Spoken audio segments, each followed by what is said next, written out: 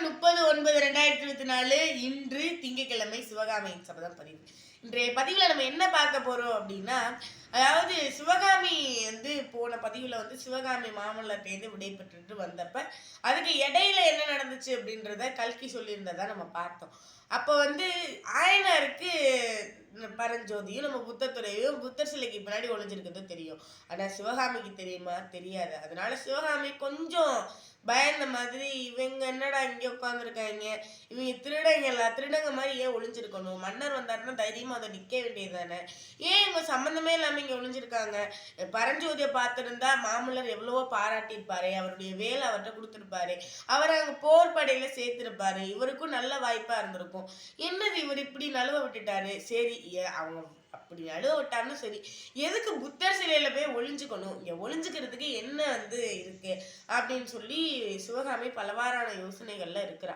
அப்ப இருக்கும்போது ஆயனார் சிவகாமியுடைய எண்ணங்களை புரிஞ்சுக்கிறார். ஏன்னா ஒரு தந்தையா ஒரு பொண்ணுடைய எண்ணம் என்னைக்குமே ஒரு தந்தைக்கு நல்லாவே புரியும். அப்ப சிவகாமி எண்ணத்தை ஆயனார் புரிஞ்சுக்கிறாரு. புரிஞ்சுக்கிட்டு, என்னம்மா இவங்கெல்லாம் ஏன் இங்க ஒளிஞ்சுக்கிறாங்க நீ பாக்குறியா அப்படின்னு கேட்டாராம். உடனே, ஆமாப்பா, இதெல்லாம் எனக்கு புதுசா, இந்த புத்த துறவி தான் இப்படி ஒளிஞ்சுக்கிறாரு, அதுதான் எனக்கு தெரியுமே, இவர் ஒரு போலி சாமியார், அதையும் நீங்க நம்பிட்டு இருக்கீங்க, அது கூட சரி விடுங்க, இந்த பரஞ்சோதி இந்த பையன் எதுக்கு இங்க ஒளிஞ்சுக்கிட்டாப்ல அப்படின்னு சொல்லி கேட்கிறான்.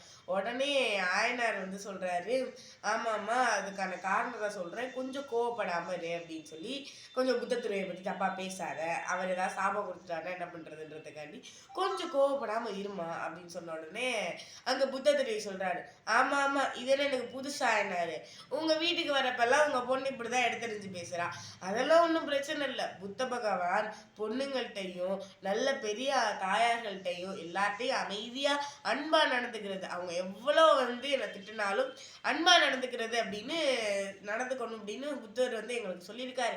அதனால உங்க பொண்ணுக்குள்ள அந்த சாபமும் கொடுத்துட மாட்டேன், சிவகாமி நீ பேசுமா அப்படிங்கிறாரு. உடனே சிவகாமி சொல்றா, ஆமா இதெல்லாம் உங்களுக்கு, இது பேசுறதுக்கு தான் உங்களுக்கு தெரியும், மற்ற எதுவுமே தெரியாதுன்னு சிவகாமி சொல்ல, அவர் சொல்றாரு, மா நீ என்ன திட்டுனாலும் புத்த பகவான் சொன்ன மாதிரி அவரை நிறைய பேர் எதிர்த்தாங்க, அவர் மேல எச்சியெல்லாம் துப்புனாங்க. அப்ப அவர் சொன்னது என்ன தெரியுமா, எனக்கு எது வந்தாலும் நீங்க என்ன கொடுக்குறீங்களோ அது எனக்கு தேவையில்லை இந்த பொருள், அதனால உங்கள்கிட்டே கொடுத்துறேன்னு சொல்ற மாதிரி, நீ என்ன திட்ட நினைச்சுக்கவே, அந்த வார்த்தைகள் எனக்கு தேவையில்லை, அதனால நீயே வச்சுக்கோ அப்படின்னு சொல்லி புத்த துறவி சொல்றாரு. உடனே அவரை எரிக்கிற மாதிரி சிவகாமி ஒரு பார்வையை பார்த்துட்டு, ஏன்னா பரதநாட்டியம் ஆடுறவங்க அபிநயம் நல்லா புளிச்சு பழக்கம், அப்ப எந்த ஒரு எமோஷனல், எந்த ஒரு கோபமோ இல்லை மகிழ்ச்சியோ இல்லை ஒரு சோகமோ எதா இருந்தாலுமே ஒரு துல்லியமான அபிநயத்தை பிடிக்கிற ஒரு பாவனை அவங்க முகத்துல தானாவே வந்துடும்.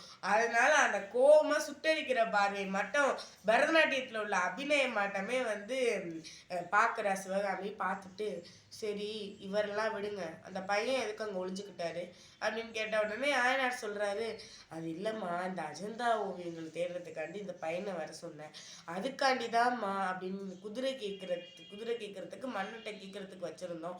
அப்ப மன்னர்கிட்ட கேட்கும்போது இவங்க 2 பேரும் இருந்தா கொஞ்சம் தொந்தரவா இருக்கணும், நான் தான் புத்தர் சிலைக்கு முன்னாடி ஒளிய சொல்லியிருந்தேன் அப்படின்னு சொல்லி ஆயனார் சொல்றாரு. சரி, புத்தத்துறையை ஒளிய சொன்னீங்க, ஏன் இந்த பையனை ஒளிய சொன்னீங்க, இந்த பையன் எதுக்கு, இந்த பையனை ஏன் நீங்க தேர்ந்தெடுத்து அனுப்புறீங்க, ஏன் இந்த புத்த துறவியாலெல்லாம் போக முடியாதோ, ஓ உயிர் போனா அவர் உயிர் போகட்டும், ஆனா உங்களுக்கு உங்க காரியம் ஆகணும்னு பண்றீங்களா அப்படின்னு சொன்ன உடனே, என்னது உயிர் போற காரியமான்னு பரஞ்சோதி அப்படியே தகைச்சு போய் நிற்கிறான். அதோட அந்த பதிவு முடியுது.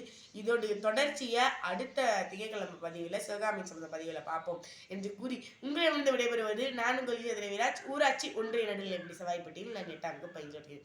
உங்கள் சிந்தனையில் நான். நன்றி, வணக்கம்.